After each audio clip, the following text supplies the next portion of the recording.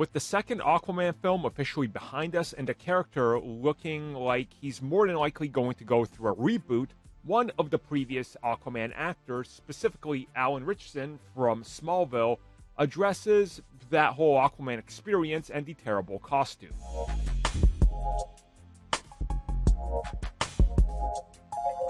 So I think most people by now know the story of what happened, but prior to getting the Aquaman film starring Jason Momoa, there was multiple attempts to bring Aquaman to live action. Over on the TV front, when they failed to get an Aquaman film off the ground, the character showed up played by Alan in Smallville.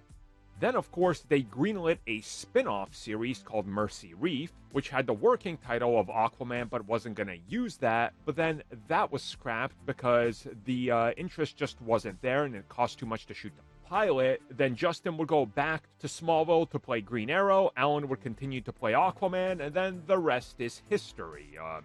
Alan's obviously returned to comic book roles.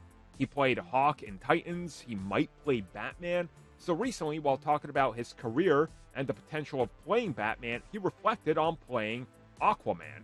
And he specifically talked a little bit about the suit. Now, of course, in Smallville, at first he didn't have it, but upon future appearances after his initial first appearance, he started to wear it. And he says every time he sees a photo of it, what it looked like it's designed, he's embarrassed and just wants to run away from it because of the mid-zipper and just how stupid the suit looks.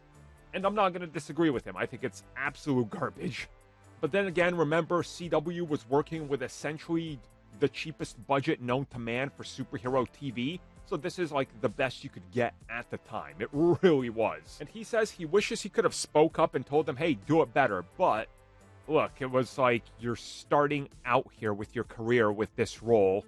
Just be quiet, put the costume on, and do what you're told, and he did. And he ultimately thinks that did lead him towards getting more recognition and jobs, which is true, it did, helped a lot of the actors on the show. But yeah, I agree with him. It was a terrible suit. Like, nobody's gonna say it was good. Even when it was on TV, it was like, oh, that is cheap. Like, remember they had like the whole proto Justice League and they all looked the same? Cyborg was even wearing like a sweatshirt. Yeah, it was not good.